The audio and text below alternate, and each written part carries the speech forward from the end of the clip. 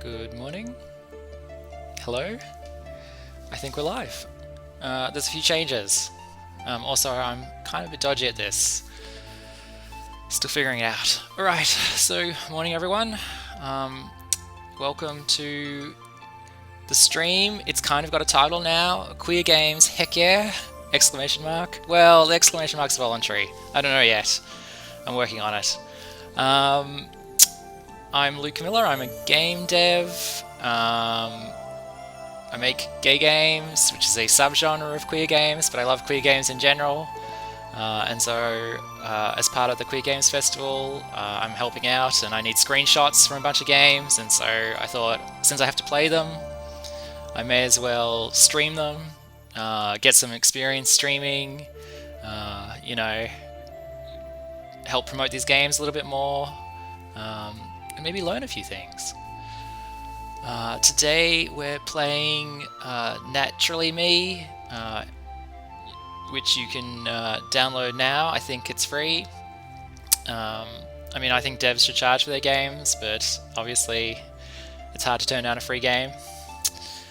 You can get it at... Wait a minute, I've got to practice reading out my URLs. Okay, you can get it at https://husbandgoddess, that's one word, .itch.io/naturally-me. There we go. That's great. I don't know if anyone has been watching previous videos I've done. As I said, I'm doing this for kind of my own amusement, so I don't actually kind of expect anyone to find these videos. So if you are watching this, maybe I've been dead for 50 years. Who knows? But that's the way it is. But wait, what was I going to say? I was going to say, I don't know anything about this game. I don't know anything about these games. I'm going in completely cold. That's the way I like it. So I don't know what the content is. So if you're not in the mood for surprise content, you should look away, because one of the things about queer games is they cover a lot of different tones and a lot of different genres, and so they can be funny, they can be sad, they can be dark, they can be quite rude too. But I don't know. And if I laugh or I react inappropriately, that's just because, I'm on a live stream, and laughing's how I deal with life, really. What else is there to say? Should we get started? Oh, 2 new things on the stream. So this is like my 4th time doing it. Now you should be able to hear the game audio. But I don't know how loud it is for you, but we'll find out over the next couple of days. And the other thing is I can see chat now. So if anyone does show up in chat, say hello, and I might say hello back. Let's get started. Oops, I'm clicking on the ob stream. That's a great start. Okay, here we go. Start.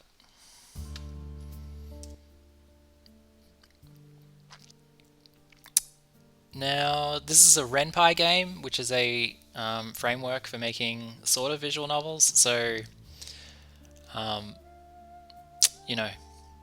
it's got a certain style, which I don't mind.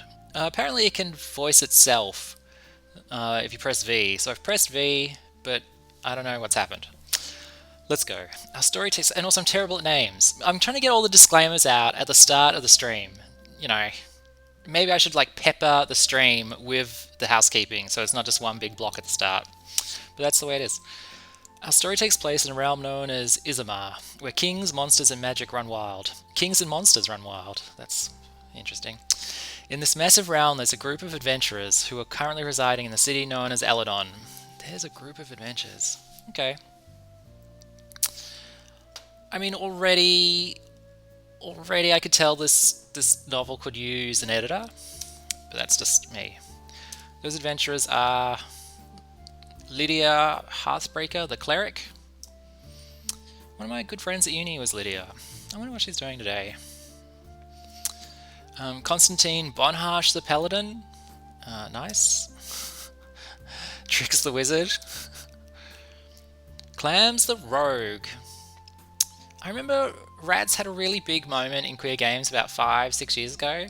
It's good to see them kind of have just worked their way into general gaming. And Helia Copperspring the bard. Bard? Bed? Bard. No, Bard. Our heroes have just returned from a mission where they're tasked with seeing what's going on with the city's water supply after reports of residents getting sick. I mean, you see, it's a little anachronistic, I think, to say water supply. I know it's a fantasy game, but it should be like the city's aqueduct or the city's well something or other. Well, down in the city's sewers, they find out the water has been poisoned by a sewer-dwelling hermit. They were able to defeat the hermit and bring him to justice, so they beat up a homeless guy. That's great. When asked why he committed such a heinous crime, the hermit explained that he wanted to weaken the city's military. Then, with the military weakened, he would recruit a group of monsters who would help him take over the city. I think he's done that around the wrong way. Like, you get your army together, then you launch your attack? Sadly for the hermit, even if our video heroes didn't intervene, no monster would ever think about joining him. The man was as fit as a twig and had no social skills whatsoever. Well, let's not judge him too harshly for that. I mean, when it says self-voicing enabled, does that just mean you have to read it yourself? If you want to recruit an army of scary monsters to help you take over the city, you need at least some muscle mass and good social skills. Oh. But we're getting off track here. Anyway. I mean, it's great art. It's fabulous art. Now our brave adventurers are currently resting in a tavern called the Royal Squash. It is early in the afternoon when our adventurers arrived, so the bar's only customers are some day drinkers and knights who just want a place to relax without the need to feel a buzz. Oh, barmaid, here are your drinks. Oh, I think there's a sound effect of drinks being placed. The barmaid carefully set each adventurer's drink on the table. As Constantine pulls out his wallet, the barmaid waves her hand. No need, the drinks are on the house. Well, it is a fantasy. Tricks, really? But of course, word of your work in the sewers has already spread throughout the city, as well as the smell. I'm really grateful that we can start serving tap water here again. You wouldn't believe how quickly we went through our supply of bottled water. We were on our last case when we found out that you'd solved the water supply issue, so the least we can give you is a free round of drinks. This sounds like a very American... writing of it, you know? Our town water supply is like sludge. We have to drink bottled water. Well, thank you kindly, Miss Rosemary. Thank you, Rosemary. May God bless you for your kindness. Lydia gives the young woman a short bow. I'll be sure to honor you in my newest song. The woman's cheeks lighten up with a pink hue, her face feeling incredibly warm. Me in a song? Surely you jest. I never joke around when it comes to song making. You deserve to be known by the masses for your generosity. After thanking the group once more, the barmaiden walks off and starts serving other customers. The group begins chatting while sipping on their alcoholic beverages, well, aside from Trix. Since she was only 18, she legally couldn't drink alcohol. Okay, well, you know, could be Canadian. But that didn't stop her from having first and last alcohol. Oh, wait, since she was only 18, she legally couldn't drink alcohol. But that didn't stop her... I mean, it's like a fantasy land, but it's got a very 21st century set of laws. I mean, yes. But that didn't stop her from having her first and last alcoholic beverage a few months back. Oh, I wonder what happened there. When Constantine and Lydia weren't looking, she was able to successfully get an alcoholic beverage after flirting with some old dude who wanted nothing in return. Oh. That's a very complicated story. Okay. After finishing it, Trix was doing cartwheels around the tavern and screaming nonsense about how the giant octopus clowns were going to invade all of Izmir. The adventurers quickly left the bar in shame, vowing never to return. If there are giant octopus clowns later in this game, I'm going to be very happy. My hood needs adjusting. If you're playing a fantasy game, you need a hood. After the incident, Constantine made sure that she only ever ordered non-alcoholic drinks. Today's drink, a Lucky Pecker. A fancy fruit drink with a tiny umbrella and colourful straw that loops around. I love those straws. Anyway, as the group chatter, they overhear two boisterous men at a nearby table. I don't know if I can do boisterous. Oh, I liked that little pan. What do we got? Did you hear about the new quest at the Adventurers Guild? You need to be more specific than that, buddy. There are 5 new quests posted there every day. Which quest are you talking about? You know, the one with the dragon. The adventurer's ears perked up. A dragon? Did they hear him right? 30 miles up north, there's a dragon hiding up in a cave. Hiding in a cave or just living there minding its own business? You know?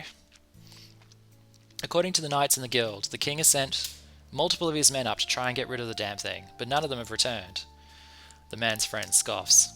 So, he's sending us common folk to deal with this. Typical. That is typical. Yeah, but I hear there's a huge reward. Oh yeah, how much? 100 gold? No, 10,000. That's a lot of gold. The adventurer's jaws hit the floor. 10,000. Oh, self-voicing, I think turns the audio down so that you can read it out louder or something? Or maybe it's using like the Windows text-to-speech thing, but because this is Linux, it's just not doing anything. You know, that makes more sense. 10,000?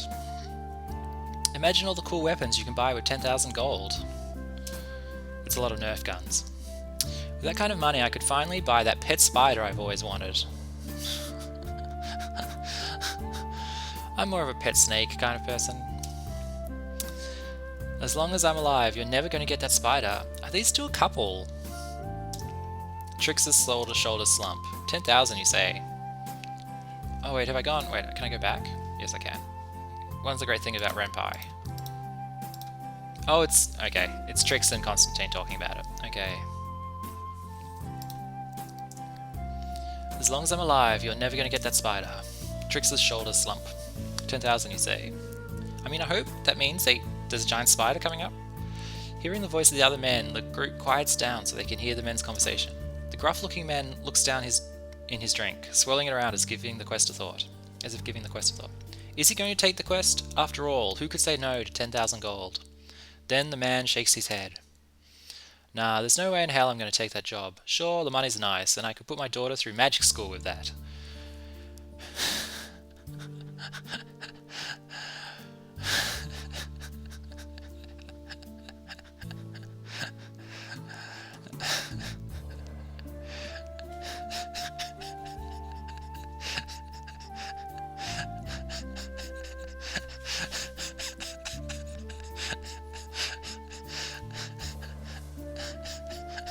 That's a good line. But it isn't worth risking my life for. What happens if I die? I can't leave my husbands and kids behind. I knew he was gay. The man's friend takes a sip of his drink. Amen to that. That's great. The group of men move on from the dragon and start talking about recent gossip spreading in Eladon. Did you hear that, you guys? He's not going to take the quest. Huzzah! Trix is wearing her signature grin, which makes Lydia and Constantine grimace. Trix, we're going to slay that dragon and become rich. Hell yeah, we are. Of course, Trix's partner in crime, Clams, was just as excited as she was. Whenever there was a mission that needed a plan, especially one that would allow for a chaotic plan, the strategist was all for it. Trix jumps onto the table, causing it and the group's drinks to wobble. Get off the table, Trix, you're causing a scene. Hear me, patrons of... Oh, wait, I know the name.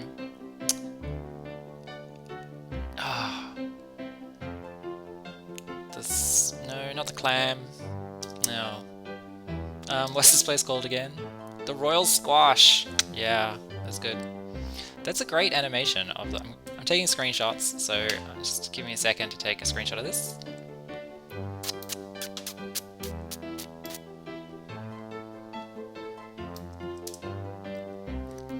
Perfect. Hear me, patrons of the Royal Squash. My group and I will slay the dragon that lies north of Eladon. I mean, is that London? The tiny goblin thrusts her right fist into the air. Then we will bring its head back here as a trophy. For a second, the tavern is silent, processing Trix's words. Then the entire tavern erupts into cheers. I think I mean erupts. Okay, that's enough out of you. Hearing enough out of her small goblin friend, Lydia, the leader of the party, grabs hold of Trix, but the stubborn girl tries to wiggle free of her grasp. Hey, put me down, Lydia. Let me speak to the people. They love me. Nope, you've done enough talking for today. Now sit down and continue drinking your juice like the good little goblin you're supposed to be. Lydia plops Trix back down on the bar stool. So stupid. Despite being upset, Trix grabs the straw and begins sipping on her delicious Lucky Pecker. I don't know why you're so upset, Lydia. I mean, what's the worst that can happen? Ooh, the music went silent at that point. What's the worst that can happen? We're capable adventurers. Oh, and then the music starts. I thought that just meant like the dragon was going to burst in. It's not that kind of game. That they were. No one in the group could deny that. However, just because they were all excellent fighters doesn't mean they didn't have 1, 2, or 10 missteps along the way.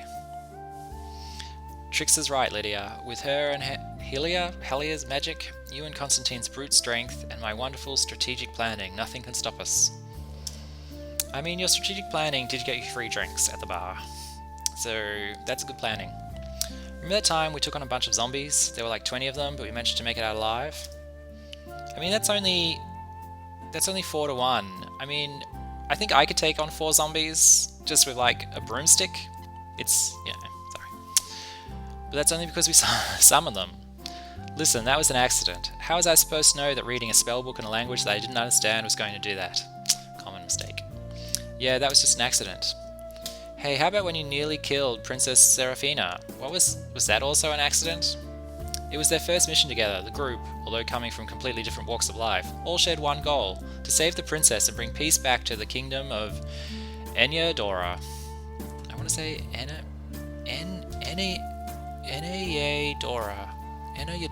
Enyadora. Everything was going fine. Well, that was until they arrived at the warlord's hideout. The place was crawling with bad guys. I see, this language is a little bit anachronistic. But that's, maybe that's the style. I always struggle with this because I live in a metric country, and if you're writing a fantasy book, right, now for a start, do you have like gum trees and kangaroos in your fantasy novel? I mean, why not? But also, it just sort of sticks out a bit weird because everyone expects like, dwarves and elves. But then do you do it in kilometers or miles? It's, this is something really weird in a fantasy book where they go, oh, it's 10 kilometers to the king's palace, king's castle. But 10 miles, what is a mile even? Come up with your own measurement, I say. It's 10 Philurgas. That's a little diversion. The place was crawling with bad guys. Seeing how many enemies there were, Clam suggested that Trix could use a fire spell to wipe out all the bad guys. The issue was that Trax never used that spell before. I see where this is going.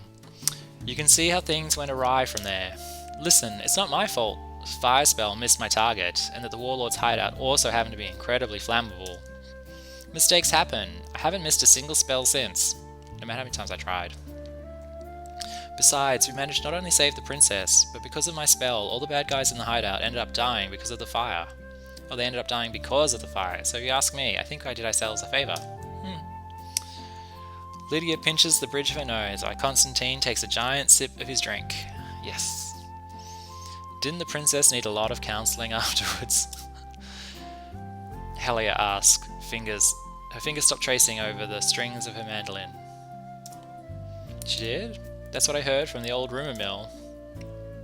I've turned what I heard into an excellent song, her time being held captive but then saved by a group of adventurers, although the ending is bittersweet, what with her nearly dying and all, and going into counselling. Would you guys like to hear it? Everyone shakes their head. Pity, I see how it is. Well, I'll perform it another time for a paying audience. The bard gets back to strumming her instrument, humming a tune quietly to herself. Anyway, I think we could take on the dragon, especially if he's in a cave. There's no way the cave can catch on fire. Plus, aren't dragons like flame resistance since they breathe off fire? Oh. Actually, they aren't. Clams is kind of maybe my favourite. Yeah, I've got a thing for mohawks. Brutus in one of my old games had a mohawk. From my experience in the military, although fire isn't the best option against them, they aren't completely resistant to it. I read that in my mind, and then I gave my little speech about mohawks, and then when it came to read it out loud, I'd already processed it. So it's a bit flat. So that means I can use fire? Hearing that fire wasn't completely off the table causes Trix to clap her hands together like an excited child who is about to be taken to a festival filled with games and treats. Seeing their little companion this amped up causes Constantine and Lydia to sweat a little. How much sugar was in that Pekka drink? We didn't even say yes. Well, I think we should do it. What do you think, Clams? I mean, the thing about Renpai games is they're not very interactive. Like, I am just sort of sitting here clicking, pressing a key every 30 seconds.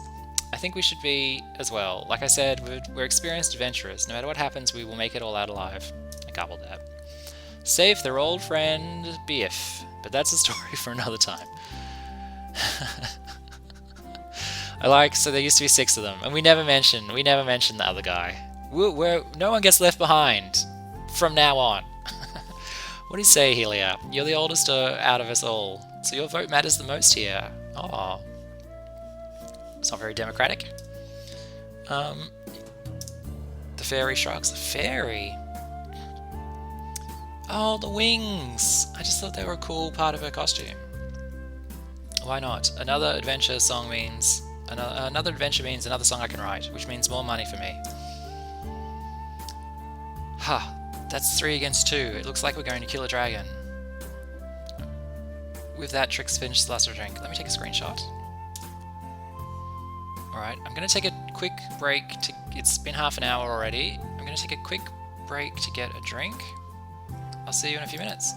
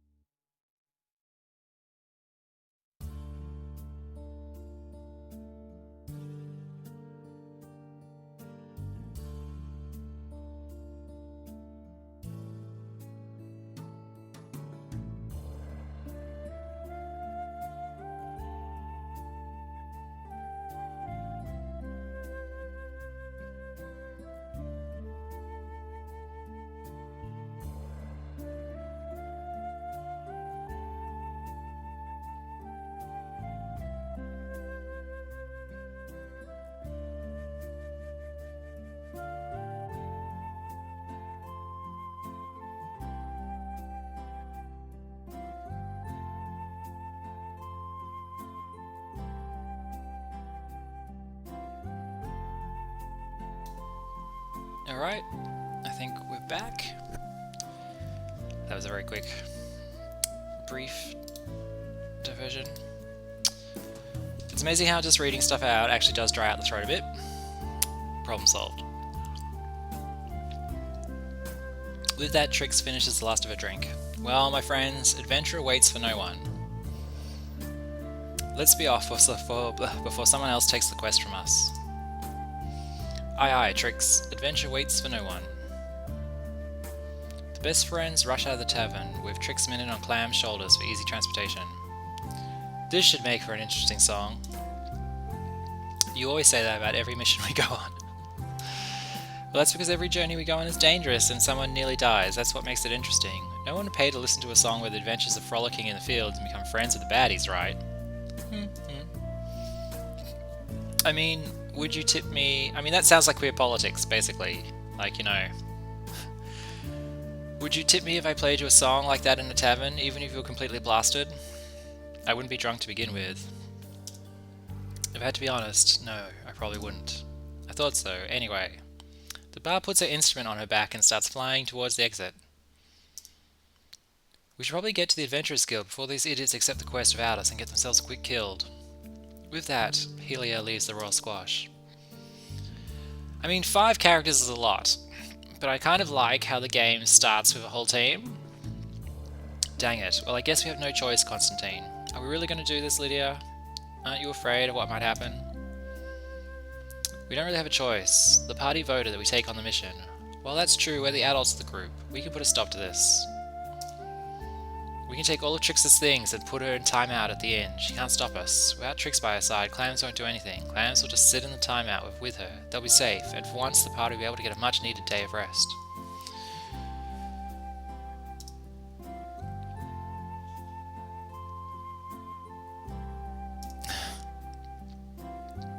It was one thing to try and talk them out of a mission, maybe even give them a stern talking to, but the group just made a democratic decision, even if Helia was in the camp of, whatever, I don't really care what we do. Constantine's heart was in the right place, but still, the orc shook her head. When I joined this group, Constantine, I wanted to spread kindness and happiness throughout the realm of Izamar. That's what God wants me to do. If killing this dragon will achieve that, then I need to do it. I mean, there's no evidence the dragon is hostile or has done anything wrong. It's just chilling. Even if I'm scared of what might happen. Plus, think about it. Would you really be able to put both Trix and Clams in timeout? What is timeout? What do you mean? Lydia leans forward with a playful smile on her face. You know what I mean, silly. You act tough, but... She pokes the left side of Constantine's chest. And bounces right off, I assume. Your heart, it's pure. Aww. All these two have to do is to say please in a high-pitched voice and you let them out of timeout. You're such a softie. Constantine sighs and smiles softly, bringing his drink to his lips. Good idea, good advice. It's really hard to ignore them when they do that. I know. Anyway, let's finish up our drinks and get going. Our chaotic children are waiting for us.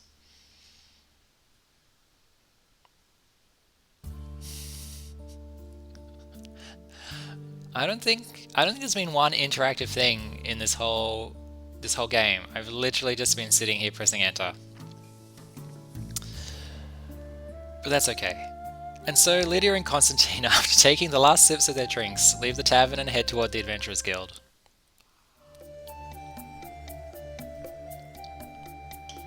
When Constantine arrive at the Adventurers Guild, the rest of the group are waiting for them by the entrance. It's a cool set. Geez, what took you two so long? In reality, Constantine and Lydia were only gone for a few minutes. Trix is just incredibly impatient. Patience is a virtue, Trix. Patience, patience. There's a dragon we need to kill. I wish you weren't so excited about the killing part. I know, like there's been... The dragon could just be a friendly dragon. What's that Puff the Magic Dragon? They could be killing Puff the Magic Dragon. If it helps, Constantine, I'm excited about the gold. That's the only thing you are ever excited about, though. Because money is one of the few things that fills the void in my tiny heart. This game has a lot of reading. I said I was going to give each one half an hour, but I'm going to keep going because I'm quite enjoying it. And I'm going to take a screenshot of this, the purpose of the stream. Okay, cool. Clams, that's depressing. Oh! I see someone in chat. This is my very first ever person in chat. Cade, hello. How's it going, Cade? Yes, it does look cool. Yeah, it's a very cool looking game. I'm really partial to the rat character on the far right.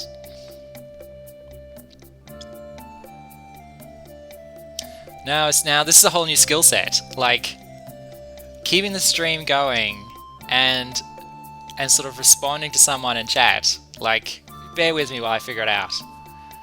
Yeah, no, I'm good. How are you? I mean, I don't know what the delay is on this thing.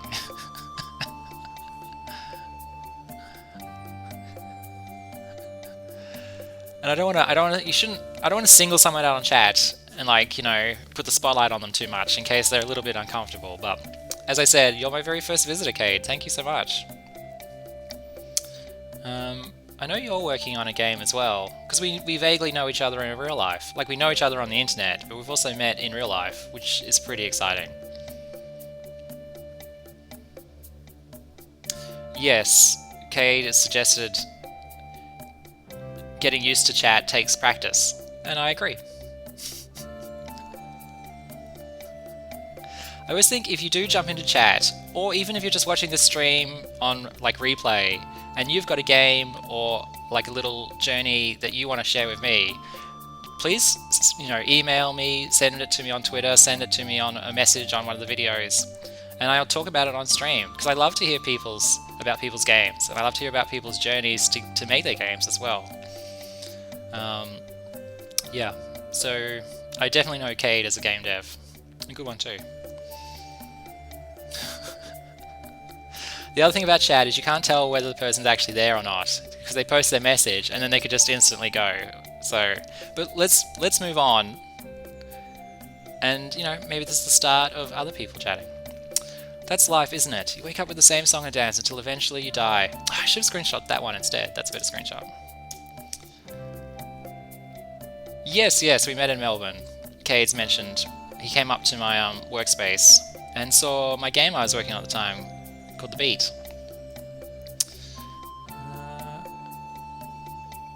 Yeah. Anyway, maybe we'll work together one day, Cade. Let's figure that out. I'm going to make sure you talk to the therapist at the local church when we get back here. For now, let's go talk to the guildmaster and ask him about the quest. They're on a quest to kill a dragon. Well, they're on a quest to get the quest to kill the dragon. This game is really in no hurry to get anywhere.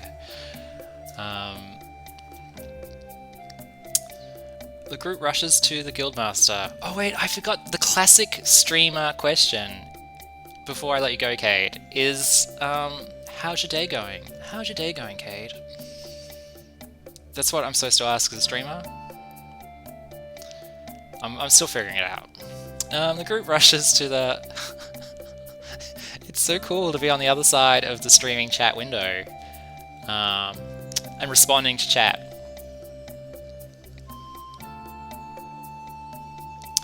Alright, but I don't know if it makes it the most interesting stream, because we've got to get through this game. We'll give it another few minutes. Cade's procrastinating a bit today. Yes, I'm only here because I posted on Twitter that I was going to be doing it at this time, or else I would not be doing it, because I also am a procrastinator.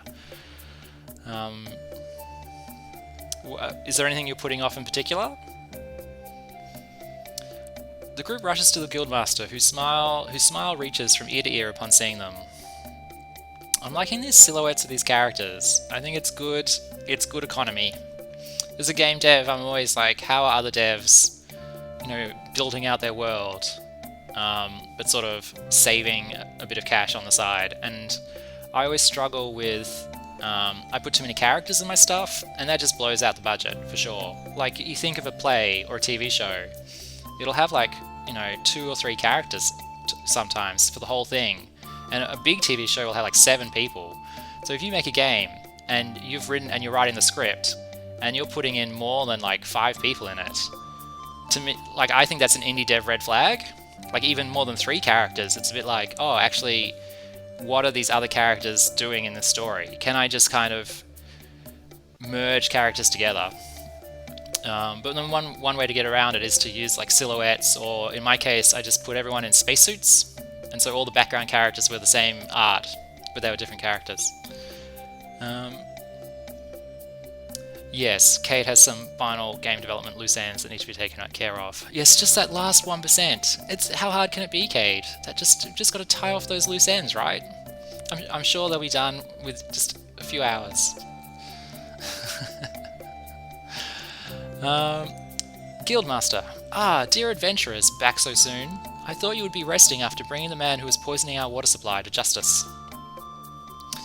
Ah, I thought we would be... Wait a minute, is this an allegory for, like, Trump or something? Like the man that poisoned our water supply. It's some sort of Michigan American president political allegory. I thought we would be too, but crime doesn't sleep, so neither can we. Yeah, so they've just come back from beating up a homeless guy in the sewer. They haven't showered. They went straight to the bar, shook down the barmaid to get free drinks, and now they've come straight here, against their better judgment, to get a quest to kill a dragon that's probably minding its own business. So, I don't know. I'm waiting for a twist, but it hasn't come yet. I thought we would be too, but crime doesn't sleep, so neither can we. I guess not. So, how can I help you today? We want to kill the dragon. The dragon? Actually, someone just took that quest last night before you lot came in. Oh. What? No way. I was surprised too. It was like, oh, I took Cade's advice to... Can you hear the music, Cade? If you're still around? We'll get back to you. I was surprised too. It was the lone dwarf warlock who took it. I was hesitant to give him the quest, if I had to be honest, but he was insistent on taking it. I mean, never underestimate a warlock. Like, you know, they've got magic. So I'm sorry, but I can't give you the quest. Oh, only one person at a time can do the quest. That seems inefficient. I mean, if they all work together, then they'd have to share the gold. But maybe you can talk to the dwarf and ask to join him. I'm sure he'd appreciate the help. Thank you, Guildmaster. Do you know where we can find him? He's actually over there, talking to himself, I think. Oh, he didn't get very far in his quest.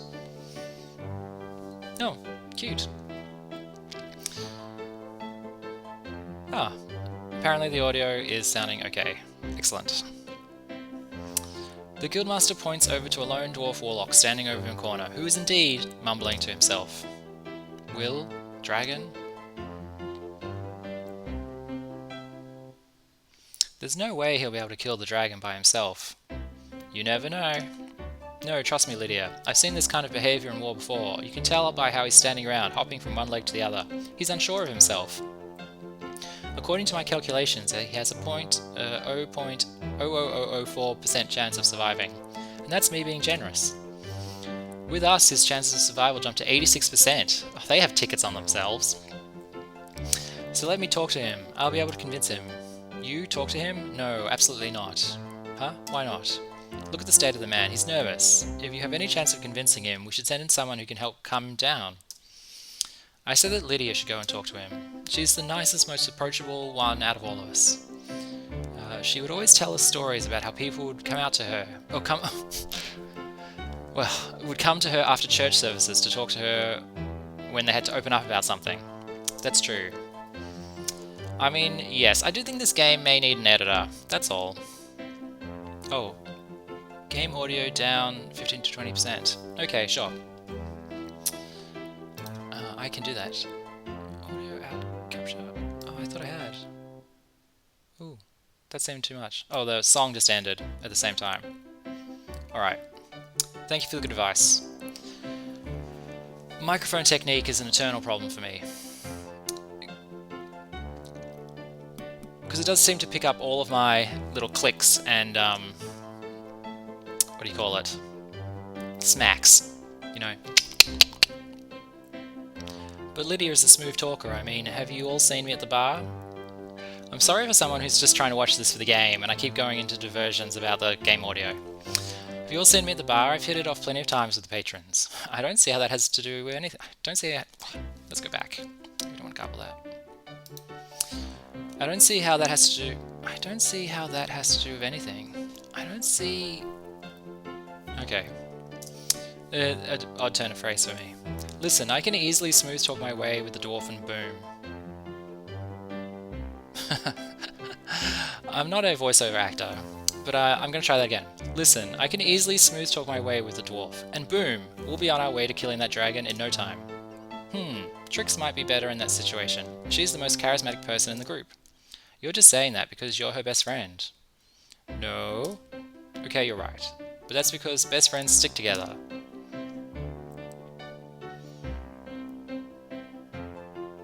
Oh. Thanks, Cade. He says the mic's good too. Well, you know, during the pandemic, we all had to upgrade our work from home gear, didn't we? Thanks, bestie. I knew I could always count on you. Clams and Trix hug. But us being BFFs aside, back end, front end. No, wait, sorry, little programmer humor there for you. It's also true that that's best friends forever. Even I know that. It's also true that Trix has never failed to win someone over. You've all seen it with your own eyes. That's true. So, who should talk to the dwarf? The flirt known as Trix or the kind-hearted Lydia? This is the first choice in the game. This is like 40 minutes into it.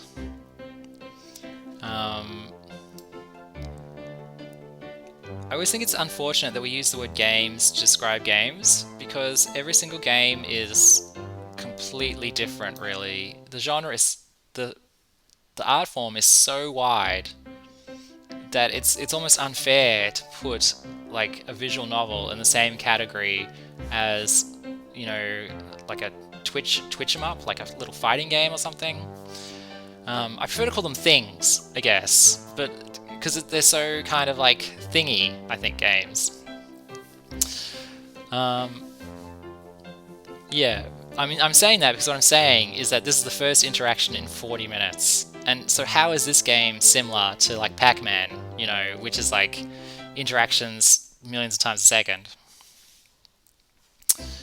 Alright, Tricks Lydia. I mean, I kind of find Tricks annoying, so I'm going to go with Lydia.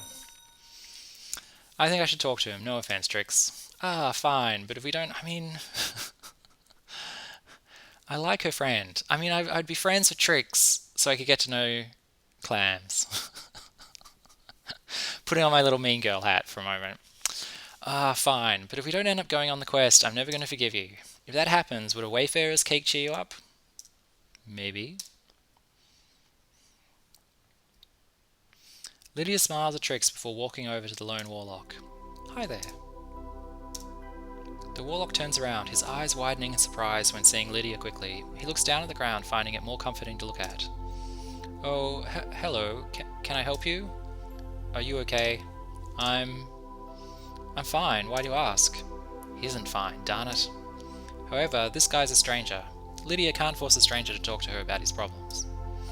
They aren't in a confession box where he's shrouded in anonymity, so as much as Lydia would like to get to the bottom of whatever troubles are plaguing this poor guy, she'll have to let it be. I just wanted to make sure you were okay before I got to the matter at hand, is all. I see. What's your name? Borrowed Grandel. Yours? Lydia Hearthbreaker, but you can call me Lydia. Borrowed? Borrowed? Borrowed. I'm going to say borrowed. Borrowed nods. So what did you want to speak to me about, Lydia? I was wondering if my friends... Lydia gestures over at her friends, all of whom wave at Borrowed, who waves awkwardly back at them before turning her attention back to the dwarf. And I were wondering if we could join you on your adventure to slay the dragon. I know you want to go on this quest by yourself, but do you see that goblin and rat over there? They're really annoying, and they want to come along. Lydia points at Tricks and Clams, who are talking to each other. What about them? They're really looking forward to doing this quest, so much so the little one proclaimed in the royal squash that if she was going to come back, that's the bar, come back into the place and lay the dragon's head on one of the tables like it was a trophy. I mean, how big is this dragon's head? It could be as big as the bar. Borrowed's face turns to a sickly green colour. What? That's barbaric, not to mention disgusting. Isn't that where people go to eat and relax? Ha ha ha, it is. Actually, maybe Borrowed is like a normal person. It is, but seeing the head of a dragon doesn't really faze drunk people. Anyway, if we don't do that quest, not only will the tiny one not let this one down for maybe... Wait a minute. If we don't do that quest, not only will the tiny one not let this one down for maybe a few weeks, but I think we won't hear the end of it from those patrons. I see, right. So, can you let us join us on the quest, please? I don't know, I was hoping to do this quest by myself. Can I ask why? To prove people back home that they were wrong about me. I see. I mean, he's gone like... he's gone quite villainous quite quickly.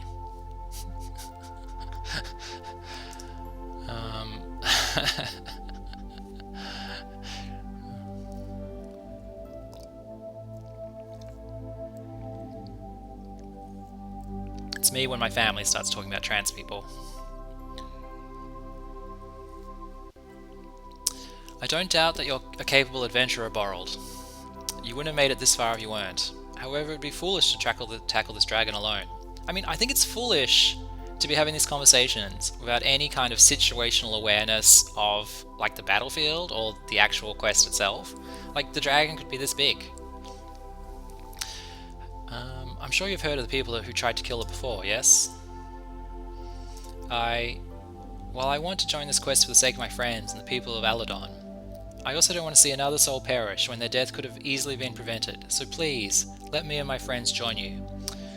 There is no harm in, asking your friends for help. For the first time, Borrowed looked at Lydia and saw the expression on her face. Even though this dwarf was just a mere stranger to her, it was evident from the look on her face that she cared about him. She wanted Borrowed to make it out of the quest alive. Is this what compassion's like? It was foreign to him, someone caring about him like this. People back home didn't care about him. I mean, yes, I'm beginning to understand why their previous companion died. Beeth or whatever? They just let anybody join their team. Really? I mean, they know nothing about this guy. There could be a reason why no one in his town liked him. I'm just putting it out there. Maybe he killed everyone. Maybe he poisoned the water supply. We don't know. Whenever he expressed his feelings about what he was experiencing, people turned away from him and dismissed his concerns completely. Yes. I mean, we're only hearing his side of the story. Yet this total stranger was pleading with him to let her in. Okay. I will allow you and your friends to join me on this quest. Thank you so much, Borrowed. Now come, let me introduce you to the rest of the party. Lydia reaches her hand out to Borrowed. For a second he looks at it apprehensively. Rather than taking it, he walks towards Lydia's group. Quickly, Lydia runs ahead of Borrowed so she can introduce everyone. I was distracted then by the Q on that font. That is a good looking Q, don't you think? With the little, I want to say serif? The little serif underneath?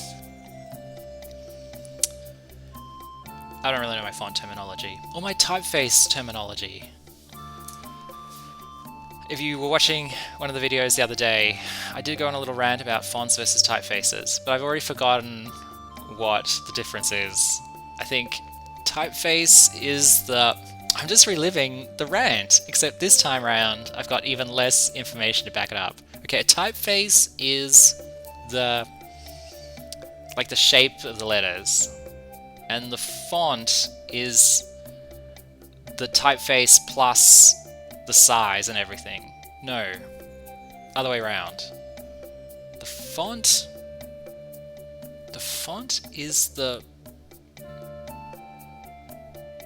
font is the shape of the letters, and the typeface includes the size. It made so much sense the other day. I'll Wikipedia it, and I'll get back to you all later on. Does this mean...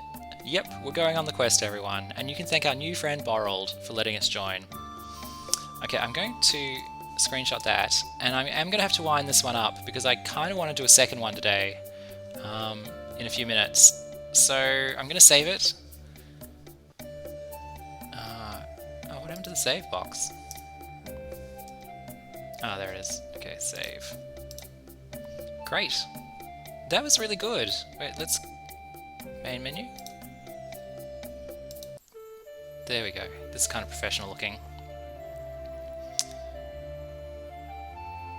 Yeah, that was really great. Had a really good sense of fun to it.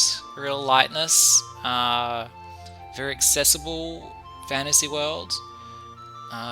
Really good sense of the characters. Sometimes these adventuring teams, people can get a bit lost on the different characters, but I really felt that I wanted to get to know the different ones, and also got a sense of their strengths and weaknesses and why they're a good match. Hopefully I can come back to it, because that was really entertaining. So that's naturally me. I read out the website at the earlier, but I'm going to do it again, because it's my favourite thing of the day. If you want to download this game, please go to this person's internet website at https://www.husbandgoddess, that's one word, husbandgoddess.itch.io/naturally-me. And that's on the internet. Oh, wait, Cade has jumped into the chat about the font face versus... No, font face. I'm just calling them font face. Typeface versus font. Okay. Okay, I've triggered Cade, because apparently he did, some sort of university thing entirely devoted to these things. You stepped into my undergrad education design with an emphasis on typography. A typeface is a particular set of glyphs, or sorts, an alphabet. that share a common design. For example, Helvetica is a well-known typeface. A font is a particular set of glyphs within a typeface. Okay. 12-point Helvetica is a font, and 10-point Helvetica is a separate font. Right. Okay. So yeah, that's what I was thinking. My key point that I tried to get across the other day, and I completely lost the thread of, is that if you've got Helvetica at 10 point, Helvetica at 12 point, those are separate fonts. Those are two different fonts. That's what I was trying to get across. So Helvetica itself is the typeface. Yep, okay. So what we often think of as a font is actually a typeface. The same goes for different weights. A 14-point Helvetica Bold is a different font to a 14-point Helvetica Light. They're different fonts but the same typeface. The words are used incorrectly used interchangeably, but that's just wrong. Yes, exactly.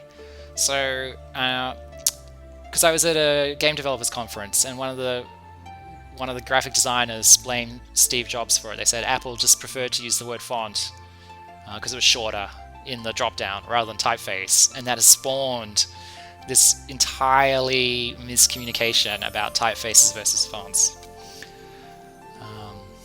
Also, they were quite cruel about DaFont, but I'm like, I love DaFont.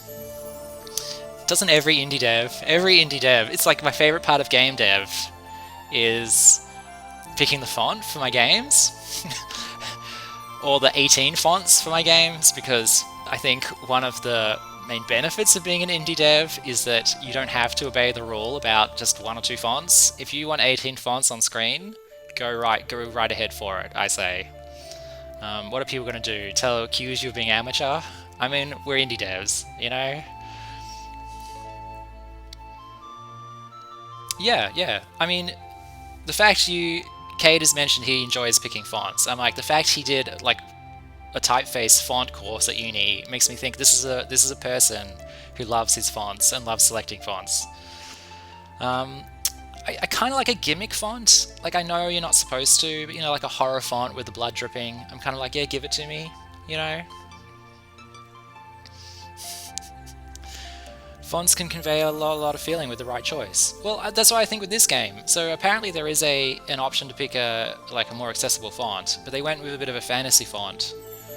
And I think it really suited it. It sort of gave it that parchment feel. Although the dialogue was a very modern dialogue, like lots of contractions, some very 21st century turns of phrase.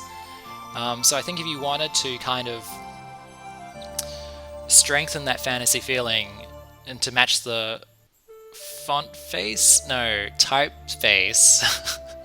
that you've selected, you'd maybe rework some of those phrases, I think. Although maybe keep tricks with a bit more of a modern cadence, I think would work. So, you've kind of got these slightly older world style characters, and maybe Tricks and Clams are just bouncing off each other. It's a little bit sort of rambunctious a bit.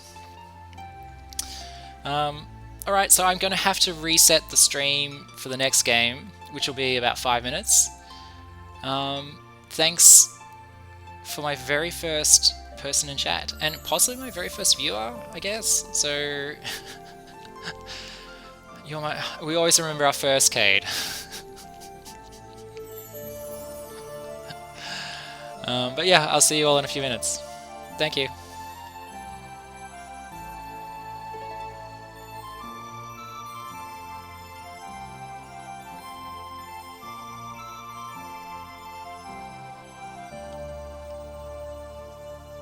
I've forgotten how to turn this thing off. Oh, there it is.